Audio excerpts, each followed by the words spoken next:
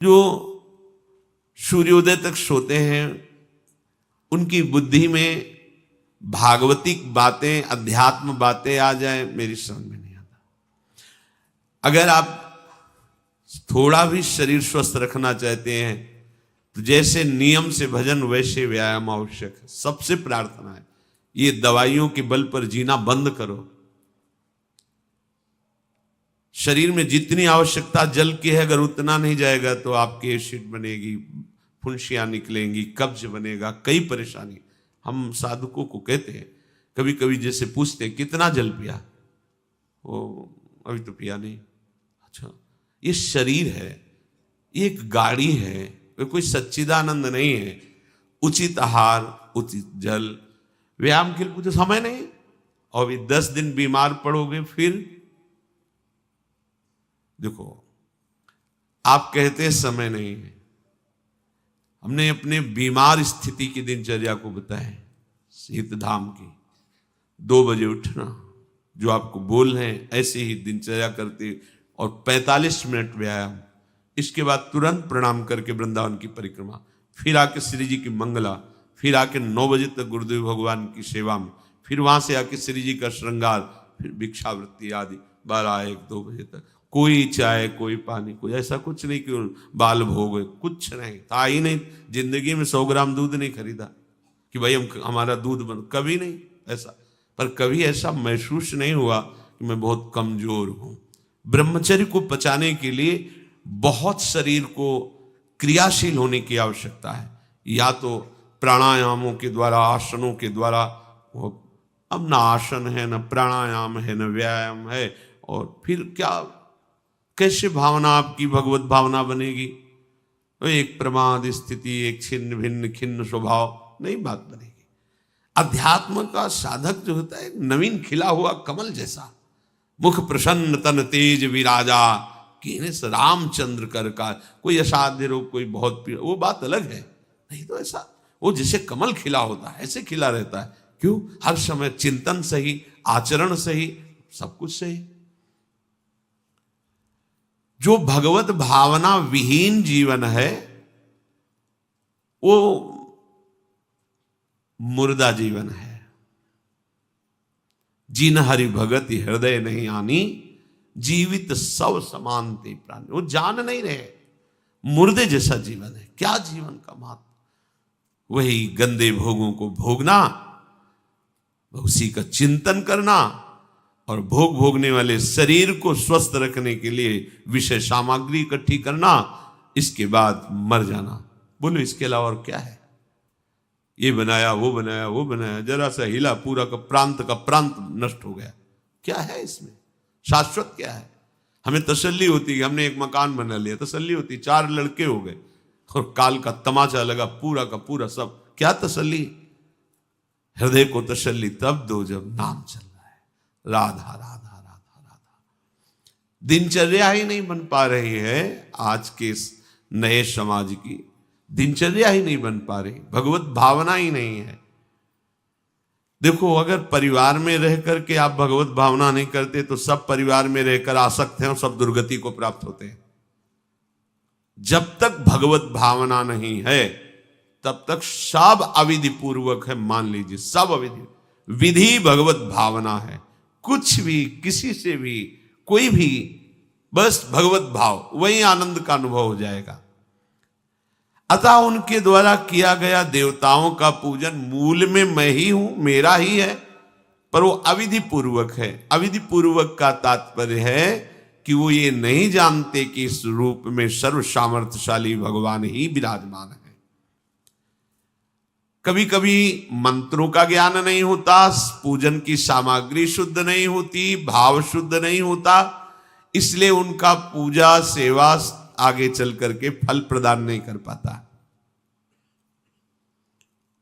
प्रभु कह रहे हैं, मेरे में रिझाने के लिए किसी पूजा सामग्री की या किसी धन संपत्ति की आवश्यकता नहीं। पिता को बस इतना ही चाहिए कि वो अपनापन करके दौड़ के उनकी गोद में बैठ जाए, बस अपनापन प्रभु को चाहिए। माया के भूल भुलैया से वापस लौटिए और एक बात केवल बैठ जाए अगर हृदय में कि मेरे प्रभु अब मैं थक गया हूं, यहां कोई मुझे सहारा देने वाला नहीं, अपना नहीं, नाथ मुझे अपना बना लो। ये बहुत बड़ी बात है हृदय की। किसी के बहुत भाग्यशाली होगा उसके हृदय में बात आएगी। प्रभु उसकी रुचि का विषय बन जाते हैं। प्रभु जहां वो ऐसा भावना करता है और उसकी रुचि हो जाती है प्रभु में।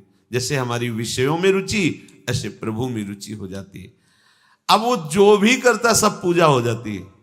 ये रात से जल्दी सबको समझ में नहीं आता। ध्यान दीजिए, भगवत भावना विहीन आप जो भी कर रहे हैं वो सब अविधि पूर्वक है, भगवान कह रहे हैं। अगर भगवत भावना युक्त है तो जो भी कर रहे हैं सब विधि पूर्वक।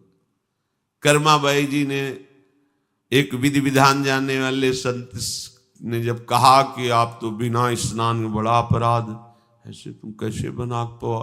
और वो प्रातः अपनी स्नान आदि दिनचर्या करने लगी तो विलंब हुआ। फिर खिचड़ी अमनिया की ठाकुर जी को, ठाकुर जी आए गोद में बैठ के, एक कवल ही पाए कि उधर पर्दा, भाग के ठाकुर जी गए।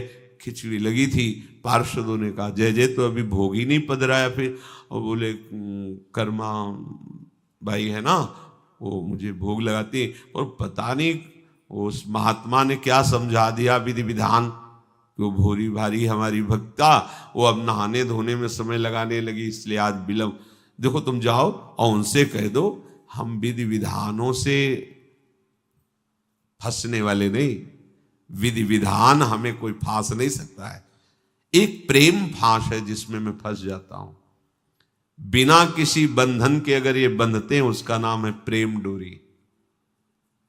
जय श्री भट्ट प्रेम रस बंधन, क्यों छूटे दृढ़ फंद, बसो मेरे नैनन में दो चंद। ये बात सबकी समझ में नहीं आती। जाओ उनको कह दो जैसे वो बनाती थी वैसे ही बनावे। पूरा अविधि है। अगर शास्त्रीय सिद्धांत से दे देखो अविधि है, पर वो महान विधि है जो भगवान को आसक्त कर लिया। कौन सी विधि? मेरे अपने प्रभु, मेरे प्यारे रात में भूखे रहते होंगे, ये भाव। भगवत भाव विहीन जितना जो कुछ आप कहोगे कि कैसे अविधि पूर्वक भगवान कह रहे हैं। देखो, जब मथुरा के ब्राह्मणों को भगवत पार्षद सखाओं ने निवेदन किया कि भगवान श्री कृष्ण और बलराम आज इधर ही गाय चराने आए हैं और वो भूखे हैं, आप थोड़ा सा कुछ भोजन सामग्री दे दीजिए।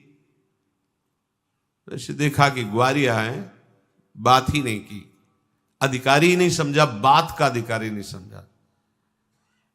ऐसा नहीं कि इनको पता न चला हो कि भगवान का अवतार है, क्योंकि जब भगवान अवतरित हुए सबको पता था कि भगवान अवतरित हुए हैं। प्रायः सबको पता था, सबको।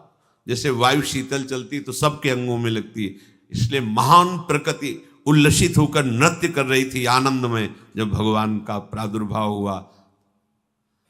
और उन्होंने बाद में स्वीकार किया कि मैंने महापुरुषों से सुना था कि भगवान पधारे हैं, पर मेरा कितना दुर्भाग्य कि वो स्वयं यज्ञ भोक्ता भगवान आगे जैसे कह रहे, अहम ही सर्वयज्ञानाम भोक्ता च प्रभुरेव च, समस्त यज्ञों का भोक्ता मैं हूं। स्वयं समस्त यज्ञों की भोक्ता मांग रहे हैं और वो यज्ञ करने वाले ब्राह्मण अनादर कर रहे हैं। हुई ना विधि। और उन्होंने स्वीकार किया है कि मुझे चारों वेदों का ज्ञान है, गायत्री का अनुष्ठान, त्रिकाल संध्या, जितना भी शास्त्रीय सिद्धांत सब पालन करता हूं। पर सबके लिए उन्होंने एक शब्द प्रयोग किया, धिक्कार है मेरे ज्ञान को, धिक्कार है मेरी पवित्रता को, धिक्कार है। स्वयं यज्ञ भोक्ता भगवान मांगे और हमने बात भी नहीं की। पर अहो भाग्य हमारे कि हमारी पत्नियां ऐसी निकली जो हमारी बात बन गई, भगवत साक्षात्कार करने वाली। वहां कौन सी विधान का पालन कर रही? एक ही विधान, केवल अपने श्याम सुंदर मेरे प्रभु की चर्चा सुनकर प्रभु में आसक्ति हुई, आसक्ति ने प्रभु का साक्षात्कार करा दिया। भगवत भावना विहीन बड़े से बड़ा कार्य प्रभु को बिल्कुल पसंद नहीं।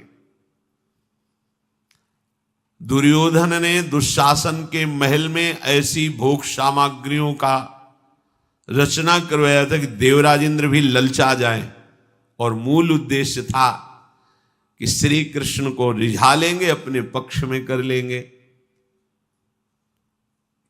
प्रभु ने उनसे वार्ता जब संधि की तो उन्होंने कहा कि बिना युद्ध के 5 गांव की बात क्या, सुई के अग्रभाग भी नहीं दे सकता, सुई के अग्रभाग भर भी जमीन नहीं दे सकता।